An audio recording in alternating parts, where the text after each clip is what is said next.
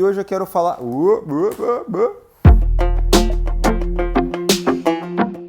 Renato Braga aqui, sejam bem-vindos ao Teológico, teu canal de teologia, e hoje eu quero falar um pouco sobre o que Deus fala a respeito do nosso tempo aqui na Terra.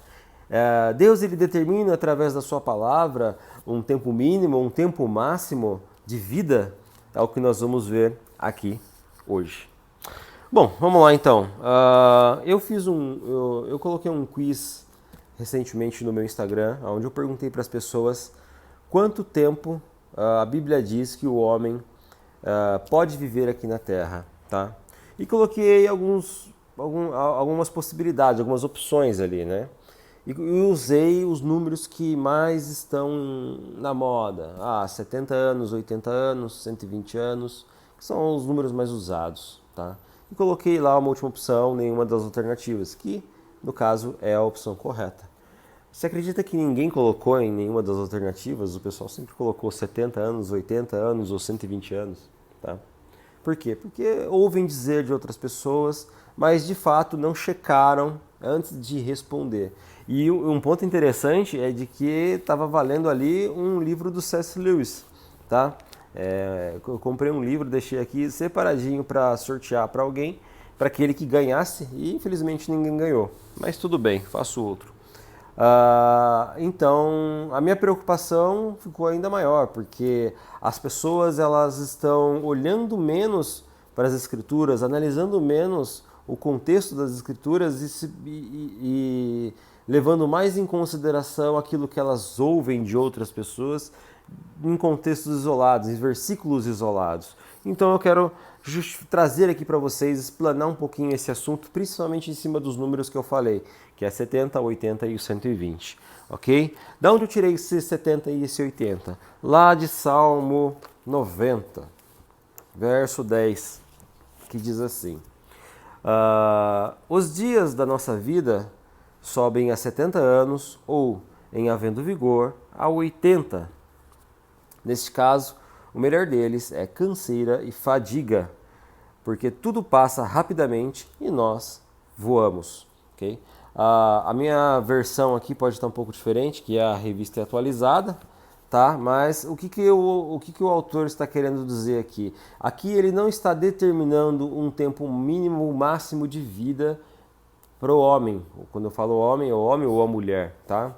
Aqui ele só está dizendo, trazendo uma limitação de que o homem, quando chega nos 70 e principalmente quando passa dos 80, ele sente mais fadiga, ele se sente mais cansado, tá? Aquela energia que ele tinha na sua mocidade, na sua juventude, começa a diminuir, tá? Então as coisas começam a se tornar um pouco mais difíceis. Ok? Então ele não está determinando aqui um tempo máximo de vida do homem. Olha, passou dos 80, você já era. Não é isso, tá, que o autor quis dizer. Ele só está trazendo, apresentando uma limitação após esse número, né, em anos de vida. Simplesmente isso. É claro que existem outros pontos que nós poderíamos abordar aqui, tá? Mas para simplificar o vídeo é basicamente isso. Agora, aonde as pessoas mais erram, no 120. Vamos lá para Gênesis, no capítulo 6, versículo 3, que diz assim: Então disse o Senhor, o meu espírito não agirá para sempre no homem, pois este é carnal, e os seus dias serão de 120 anos. O que as pessoas estão fazendo? Elas estão pegando este versículo de forma isolada e aplicando esse versículo na vida deles, ou na nossa vida. Isso está errado, ok? Porque esse versículo, esse trecho, ele pertence a um contexto iniciado pelo autor do livro de Gênesis. E esse contexto está ligado desde o versículo 1, versículo 2, versículo 3, o 4, o 5. Então, ele está contando uma história aqui, ele está fazendo uma narrativa. E se você não respeita o contexto, a perícope, o capítulo, a narrativa do autor, tá? Você cria respaldos isolados, tá? Versículos isolados que fora de contexto não fazem sentido, tá? Por exemplo, você já conheceu, já ouviu falar, em quantas pessoas você conhece que chegaram até os 120 anos? Fala, Renato, mas eu conheço pessoas que chegaram até os 101, 104, sim, eu já estudei longevidade, entendo um pouco, mas dificilmente alguém vai chegar, tá, com saúde, uma saúde mínima para sobreviver até os 120 anos. Até nem faz muito sentido, né? É muito tempo de vida, muita canseira para chegar até os 120. Tá? Mas aqui ele está falando especificamente da corrupção do homem ali na terra. O que está acontecendo ali em Gênesis 6?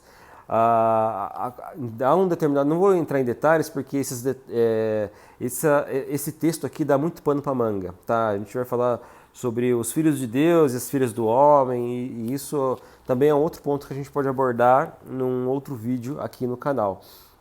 Mas, de um certo modo, há uma corrupção crescente, exponencial no mundo, tá? Que estava crescendo, a ponto de que, se Deus não providenciasse ali um dilúvio ou uma limpeza desse pecado, tá? do que estava acontecendo, até mesmo Noé poderia ter sido corrompido pelo pecado, né? Noé, aquele que era um dos únicos justo na terra, tá? Aquele que foi chamado por Deus para construir a arca, onde ele trouxe a família dele, né? E salvou a sua família do dilúvio. Tá? Então era uma situação bem complicada. E naquele momento onde a corrupção era exponencial, tá? Deus ele trouxe essa palavra de que o Espírito dele não agiria mais no homem, ou para sempre no homem, pois este é carnal. Quem é esse que é carnal? Aqueles que estavam efetuando a carnalidade, estavam corrompidos pelo pecado, né, de maneira crescente. Tá? Então ele determinou, e os dias destes, tá, destes pecadores, desses que estão corrompendo a terra, serão de 120 anos. Ou seja, a partir desse momento, depois de 120 anos, Deus trouxe o dilúvio, tá? E milhões, não sei, de pessoas morreram. Okay? Então, esse versículo ele está ligado mais ao contexto daquela época, do que estava acontecendo, né? E não tem relação alguma com o tempo máximo de vida do homem aqui na Terra. Okay? Bom, eu citei essas três datas, que são as datas que são mais, esses anos, desculpa, que são anos mais apresentados pelos cristãos por aí, mas é importante que você estude as Escrituras, que você leia a Bíblia e entenda sempre direcionado a um contexto, tá? Do que o autor está querendo dizer. Muitas pessoas gostam de abrir a Bíblia e falar, é uma revelação de Deus, Deus falou comigo nesse versículo. Eu creio nisso, eu acredito que Deus pode falar com você especificamente durante alguns versículos, mas usar esse versículo como uma doutrina, como um ensinamento, tá? Usar isso de forma aplicada, tá? Isso não é legal, isso não é bom. É importante que você entenda muito bem o que o autor está querendo dizer com aquela frase, com aquelas palavras que você tem lido.